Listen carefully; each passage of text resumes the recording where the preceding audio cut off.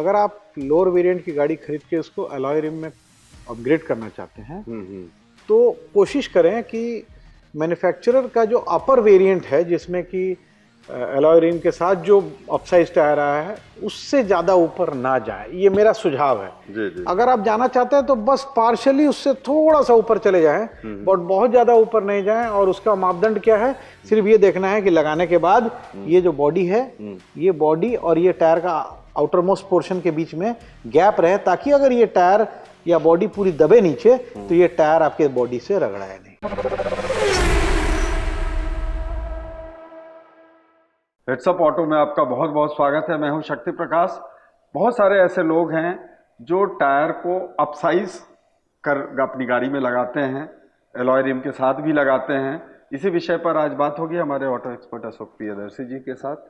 Sir, बहुत सारे ऐसे लोग हैं जो बड़े साइज के टायर को लगाते हैं, एलॉय रिम के साथ भी लगाते हैं, तो इसमें क्या मुश्किलात सामने आ सकते हैं? देखिए, मुख्य तौर पे शक्ति जी, कई बार टायर को अपसाइज करना, रिम बदले बिना भी अपसाइज होता है।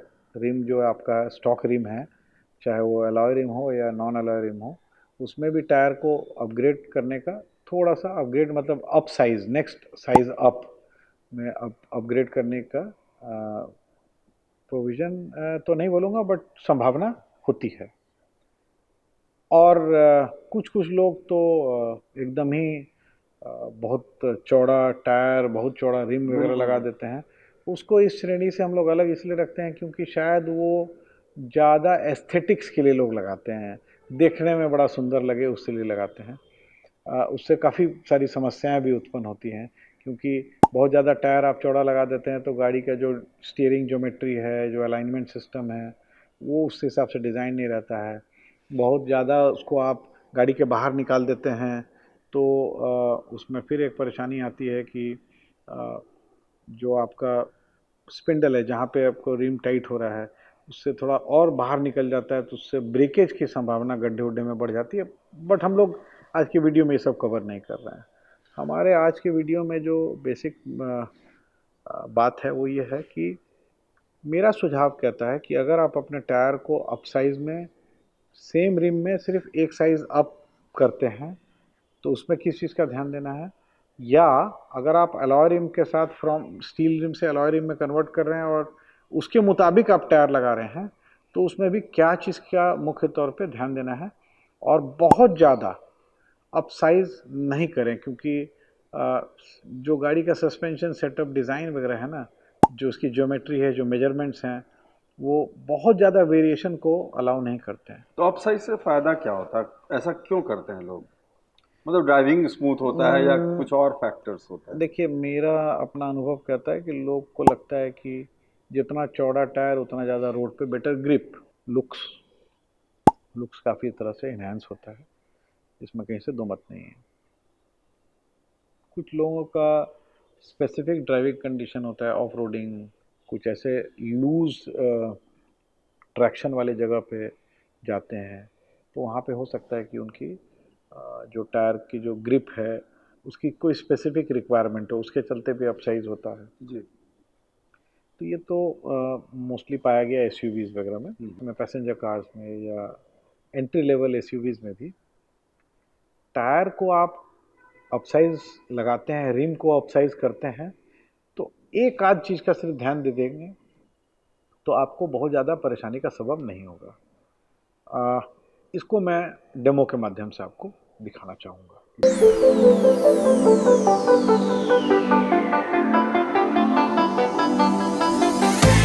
अब आप देख सकते हैं शक्ति जी, जैसे ये गाड़ी है, ये कार जो है वो स्टील व्हील के साथ कंपनी से आई है। स्टील व्हील का मतलब इसमें अलॉय रिम्स नहीं लगे हुए। जी। काफ़ी संभावना है कि इस तरह के लोग जो हैं, जो कस्टमर होते हैं, उनको बहुत ऊपर वेरिएंट की गाड़ी नहीं लेनी है, परंतु जो वेरिएंट की गाड़ी ले रहे हैं उसमें सिर्फ रिम को अपग्रेड करने की इच्छा होती है, जी। क्योंकि उससे लुक्स काफ़ी एनहेंस हो जाता है।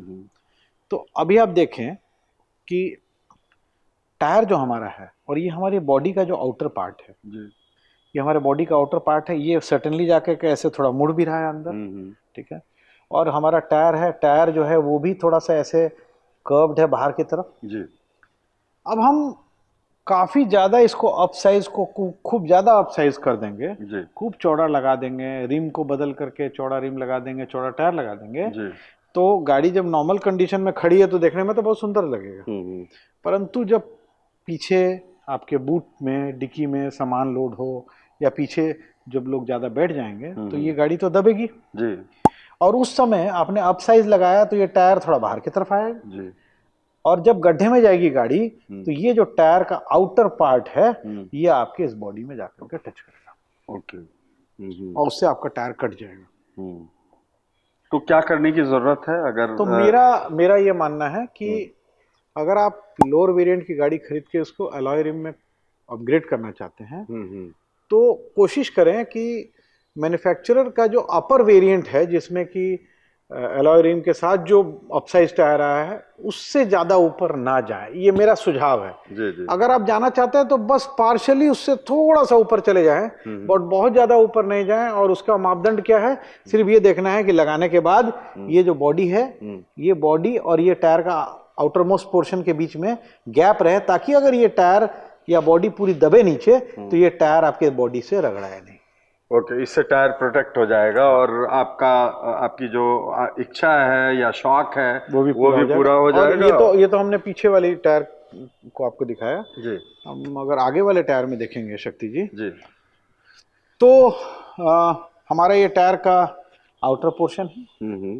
तो इसी तरह की कुछ संरचना अंदर के पोर्शन में भी है। अब हम गाड़ी को टर्न कर रहे हैं और एंड टू एंड स्टीयरिंग को टर्न कर रहे हैं, मतलब एकदम स्टीयरिंग को पूरा राइट या पूरा लेफ्ट करेंगे और हमने टायर को बहुत ज़्यादा अपसाइज करके चौड़ा कर दिया तो कई बार क्या होगा, ये टायर का जो रबराइज पोर्शन है जब हम अंदर की तरफ टर्न करेंगे, मान लीजिए इस सिचुएशन में टायर को हम एक्सट्रीम राइट की तरफ टर्न करेंगे तो हो सकता है टायर का जो अंदरूनी हिस्सा है वो जाकर के बॉडी में रगड़ाने लगे। ओके, जब हम पूरा फुल राइट या उसको लॉक टू लॉक कहते हैं हम लोग जी। अगर हमने कोई सिचुएशन में स्टीयरिंग व्हील को पूरा हमने टर्न कर दिया, एकदम एंड तक लेके चले गए घुमाते घुमाते, तो हो सकता है कि जो टायर हमने अप साइज लगाया जो ज्यादा अब चौड़ा हो गया, वो जो बाहर एक्स्ट्रा जो प्रोट्रूडेड पोर्शन है जो अब बाहर ज्यादा हो गया, वो अंदर जब टर्न कर रहे हैं तो हो सकता है कि अंदर में बॉडी से जाकर रगड़ाने लगे, फिर टायर डैमेज हो जाएगा। हाँ बिल्कुल, बॉडी डैमेज हो जाएगी। यानी जो वेरिएंट है उससे हायर वेरिएंट में जो लगा हुआ है उसी टायर और उसी रिम का चयन करें, ये लॉजिकल है। आप बहुत साइंटिफिक हैं तो एकदम ध्यान से उसका एक अपसाइज और कर सकते हैं। अब जैसे मैं आपको छोटा सा एक एग्जांपल देता हूं, हमारे देश में मारुति ने जिम्नी गाड़ी लॉन्च की जी। नॉर्मली हम लोग नाम नहीं लेते हैं, परंतु मैं जिम्नी का नाम इसलिए बोल रहा हूँ क्योंकि इस बड़ा सटीक एग्जांपल है। तो जिम्नी गाड़ी लॉन्च की मारुति सुजुकी ने, तो उसमें अपर वेरिएंट में अलॉय रिम्स के साथ उन्होंने एक पर्टिकुलर टायर साइज उसमें लगा के दिया। लोगों का अप फ्रंट गाड़ी को देखते ही मानना था कि ये तो टायर बड़ा छोटा लग रहा है देखने में। मैं अपने अनुभव से बोल रहा हूँ, मैं ये नहीं बोल रहा हूँ कि अंडर ऑल कंडीशन वो टायर एकदम परफेक्ट है, परंतु जिम्नी जिस हिसाब से डिजाइंड है, जो उसकी ऑफ रोडिंग कैपेबिलिटी है, जो स्टॉक कंपनी से टायर फिट होके आया, it was good enough, absolutely good enough. पर क्योंकि उसमें स्कोप था टायर को अपसाइज लगाने का, तो बहुतों ने अपसाइज लगाया और ऐसा भी नहीं हुआ कि उसके बॉडी में फॉलिंग होने लगी या एक्सट्रीम टर्न पे कहीं सटने लगा, इक्का दुक्का कोई प्लास्टिक उस्टिक कभी सटा तो लोगों ने हटा भी दिया। परंतु जिस जिम्नी में लोगों ने टायर को अपसाइज किया उसमें एक कॉमन शिकायत आई, क्योंकि उसका surface area of contact road से बढ़ गया, ज्यादा चौड़ा लगा दिया। अब उसका लाभ कितना मिला तो मैं नहीं जानता हूं, क्योंकि मैंने भी जिम्नी से काफी ऑफ रोडिंग की और मैंने देखा कि जो स्टॉक टायर थे वो भी लगभग बहुत अच्छे से काम कर रहे थे, मगर जिन्होंने अपने शौक से या उनको लगा कि बहुत पतला है और अपसाइज लगाते हैं, उनको स्टीयरिंग व्हील हार्ड होने की समस्या का सामना करना पड़ा। अच्छा जी, बहुत बहुत धन्यवाद सटीक और यूनिक जानकारी देने के लिए अशोक जी। तो हमारे दर्शकों को हमारे ऑटो एक्सपर्ट ने बताया कि अपनी गाड़ी के टायर को अपसाइज कर आपको अगर लगाना है तो क्या सावधानियां बरतने की ज़रूरत है। हिट्सअप ऑटो पर कमेंट ज़रूर करें और हमारे फेसबुक और इंस्टाग्राम को भी फॉलो करें। दीजिए अभी के लिए शक्ति प्रकाश को इजाज़त। बहुत बहुत धन्यवाद।